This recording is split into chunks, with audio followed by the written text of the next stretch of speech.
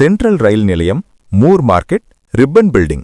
இன்று நாம் பார்க்கும் இந்த இடங்களெல்லாம் ஒரு காலத்தில் மெட்ராஸின் மாபெரும் பீப்பிள்ஸ் பார்க்காக இருந்தது.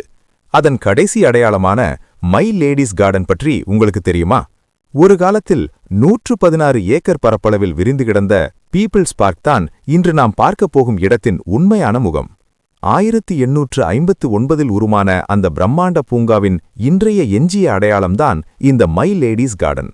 இதுதான் அன்றைய மெட்ராஸின் மிக முக்கியமான பொழுதுபோக்கு மையமாக இருந்தது. இந்த பூங்காவிற்குள்தான் ஒரு காலத்தில் பழமையான மெட்ராஸ் விலங்கியல் பூங்கா, மூர் மார்க்கெட் மற்றும் கம்பீரமான விக்டோரியா பப்ளிக் ஹால் ஆகியவை அமைந்திருந்தன. இன்று ஜவஹர்லால் நேரு ஸ்டேடியம் மற்றும் ரயில் நிலைய விரிவாக்கங்களால் பூங்கா சுருங்கிவிட்டாலும் அதன் ஒரு பகுதியான மை லேடிஸ் கார்டன் இன்றும் சென்னையின் வரலாற்றை பேசிக் கொண்டிருக்கிறது. சென்னை பீப்பிள்ஸ் பூங்காவின் 116 ஏக்கர் நிலப்பரப்பு இன்று சென்ட்ரல் ரயில் நிலையம், ஸ்டேடியம் என மாறிவிட்டாலும் மை லேடிஸ் கார்டன் இன்றும் அதன் நினைவுகளை சுமந்து நிற்கிறது. உங்களிடம் ஒரு கேள்வி. உங்கள் பகுதியில் இதுபோல வரலாறு மறைந்திருக்கும் இடங்கள் ஏதேனும் இருக்கிறதா? கமெண்ட்ல சொல்லுங்க, அதை பற்றி அடுத்த வீடியோவில் பேசுவோம்.